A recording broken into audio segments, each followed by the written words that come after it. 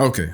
Before you tell me I'm an idiot in the comments, hear me out. Joker Folie Deux has been a complete failure across the board. Fans and critics alike absolutely despise it, and it has tanked at the box office. Mostly, people feel betrayed by this sequel. Many expected a sequel that showed us the development of the Joker, his journey to the top of the Gotham food chain as a psychotic crime lord. With Joker and Harley Quinn together, at the very least, we were expecting some psychopathic shenanigans to come about. But Joker 2 gave us none of that. On the contrary, it reset Arthur Fleck back to the way he was prior to embracing the dark side and deciding to react violently to a society that has consistently beaten him down. It gave us a sad tale of a pathetic, lonely man who just wanted to be loved, and who, in the pursuit of love and power, started something much bigger than himself. Something that he couldn't control, but that made him feel powerful and no longer like the nobody that he used to be. Joker 2 gave us a Joker who could not escape the reality of being Arthur Fleck. He abandons the persona, claiming there was never a Joker, just a fantastical facade meant to cover his weakness. Even though he had a ton of people flocking to his cause, sensationalizing and idolizing him thanks to a TV movie that was made about his life, he runs away from being the Joker and denies it. And with the end of the movie, Arthur Fleck dies, killed by a fellow Arkham Asylum inmate who seems ready to carry on the myth of the Joker that Arthur had left behind. Arthur Fleck was never the Joker, the same Joker that would go on to fight Batman and become a criminal mastermind. He was merely a Joker. It's clear that a big part of this movie is director Todd Phillips trying to push back against a certain segment of the fan base of the first film.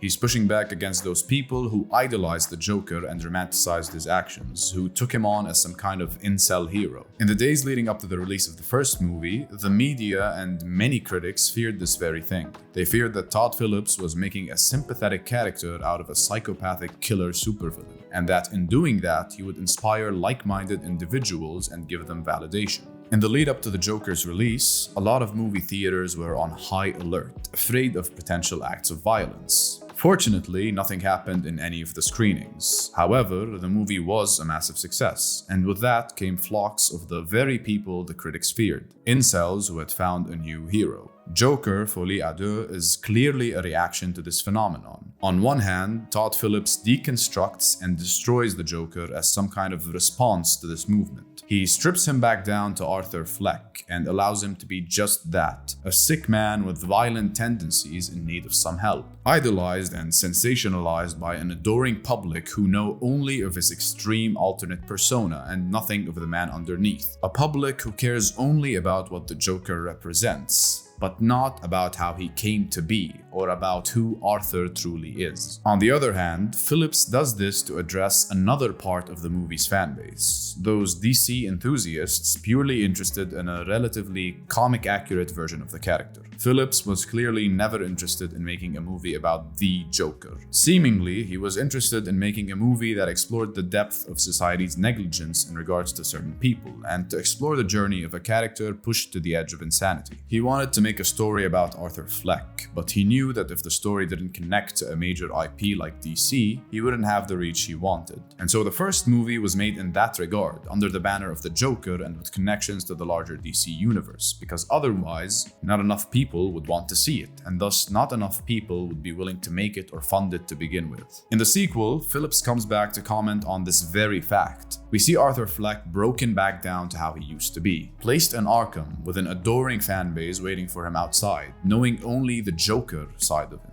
This is most represented in Lee Quinzel, who is practically a one-for-one stand-in for the fanboys that Phillips aimed to address. Harley pretends to be a fellow inmate coming from a rough background similar to that of Arthur's, but in reality instead comes from a wealthy, privileged upper-class background as a doctor's daughter with a degree in psychiatry. In truth, she just has an unhealthy obsession with the Joker and his popularity. She seeks him out in Arkham, and the two dissolve into this spiral of crazy, corrupted love. All the while, she doesn't really care about Arthur Fleck. She cares about the Joker. She pushes him to be the Joker, to fully embrace that fantasy. It's what she wants to see. Even when she visits him in solitary confinement, before they make love, she paints the makeup on him, because that is the person she wants to be with. The symbol and not the reality. The same applies to a portion of the fanbase. Many don't care to see the story of a sick man pushed to the edge, but they care about the Joker and his psychotic antics as a popular comic book character. Many don't want to see a real movie about a real struggling human, but instead come to see what wicked old Joker is up to now.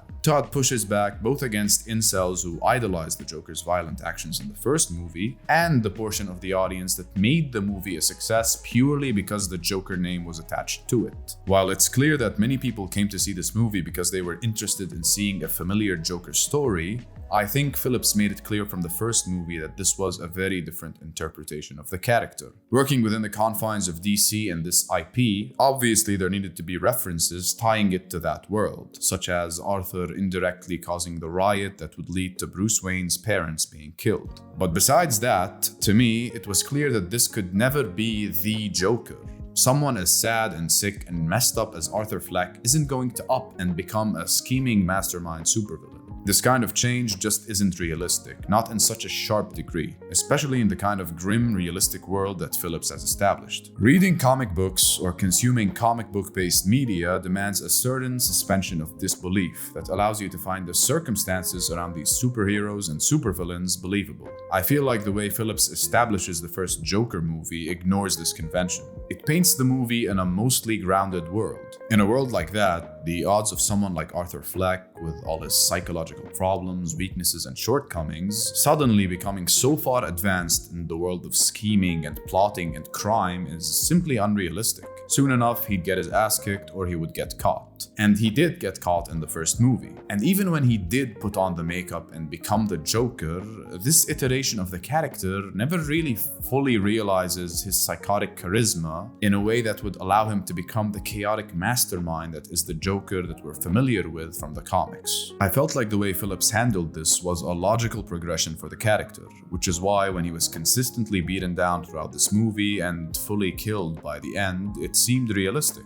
Sure, it doesn't make as much of an interesting narrative to have a protagonist that doesn't exhibit noticeable change or growth, or that reverts back to their old self by the end of the movie. But it's closer to the real world, which is what I feel Phillips was going for. With all of this established, I never really imagined this version of the Joker ever getting to a place where he could be fighting Batman. So when the movie ended with him being killed and replaced by a far crazier, more violent individual, it made sense. Arthur Fleck, through his actions, set the groundwork for more violent people to come ahead of him. He created the myth of the Joker, and this fits so well with the themes Phillips was going for and the character he had created. At the end of the day, I think both movies provide excellent commentary about society. And bear with me, I know we live in a society and all that, but truly, in the first movie, Phillips didn't aim to make us sympathize with the Joker in a sense that would justify his actions or encourage them. It showed the possible terrible outcomes of the negligence of society and what its cruelty can lead certain sick individuals to do.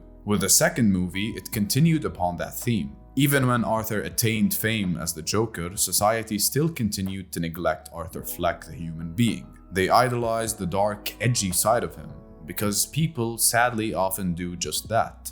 And I mean, even in the real world, for example, there's a lot of examples of a phenomenon of unhealthy obsession with psychopaths, serial killers, and the like. So even with his fame, Arthur never found the love he wanted or needed, which is what had fucked him up enough to get him here in the first place. And because of his major mistakes, he inspired something much bigger than him, a movement of chaos, anarchy, and corruption that overtook the whole city. And while his violence and insanity came as a reaction to him getting beaten down by society, many of the people who flocked to the banner of the Joker didn't really share the same struggle-filled background, but perhaps simply just had violent, corrupted tendencies within them. The clearest example of this is Harley, who didn't share his rough upbringing, but rather came from a wealthy, regular family, but was just drawn to the dark appeal of what he represented. So all in all, I think Joker, Folie à Deux provides excellent meta-commentary on the state of society as far as the unhealthy obsession with darkness, and commentary on art and how many have lost the capacity to enjoy it or even produce it if it doesn't rely on a massively popular pre-existing franchise or IP. With those meta themes at play, he explored a very grim story about a very sad character whose growth came through the acceptance of his own powerlessness. And yeah, it is incredibly bleak that our protagonist doesn't manage to make it out of this situation or defeat his odds, but it is realistic,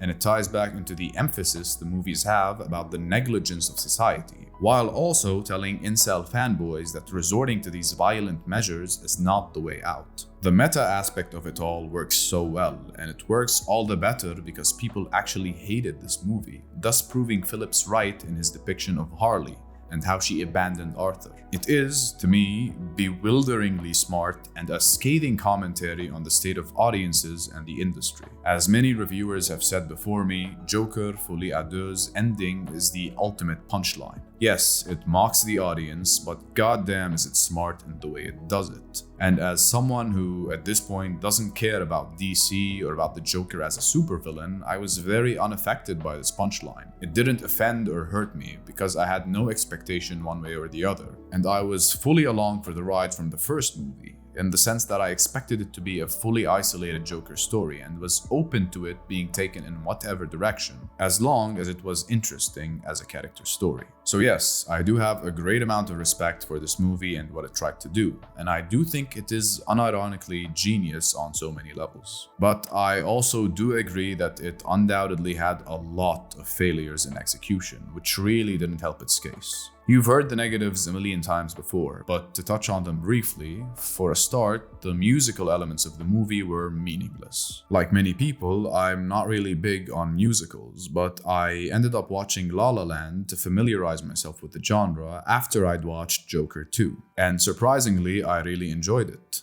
But even if you are neutral on the genre or even like it, you can't deny that the way Joker 2 uses its musicals doesn't work. It just doesn't tie into the story or the characters in a meaningful way. And while in musicals, usually the songs are meant to express that which the characters cannot outright express through dialogue, in Joker 2, it expressed very basic notions that we were already aware of, and in a way that didn't connect appropriately with the flow of the movie. It felt disjointed and disconnected, like the musical numbers were completely isolated from the story, which is a stark contrast to the fluidity and dynamism and smooth integration of musical segments in well-made musical movies. Besides that, the movie is boring.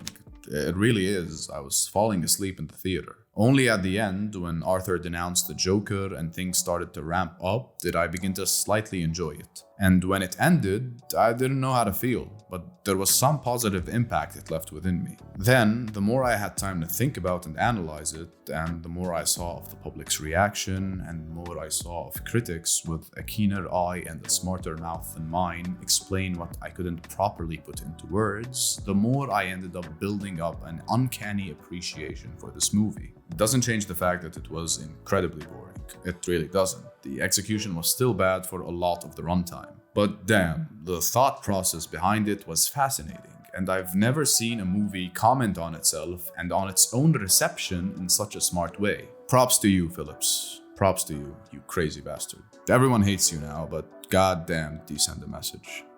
Anyways, thank you so much for watching. I'll be leaving links to a couple of interesting reviews I read in the description below. I'd really encourage you to check them out if you want a clearer, more thorough examination of how this movie set about doing what it did. They were really enjoyable reads for me personally. Let me know what you thought about Joker Folie à Deux in the comments below. Let me know if you agree, if you think I'm an idiot, if you're passive, everything. I'd really like to know. Take care, and I'll see you soon. Goodbye.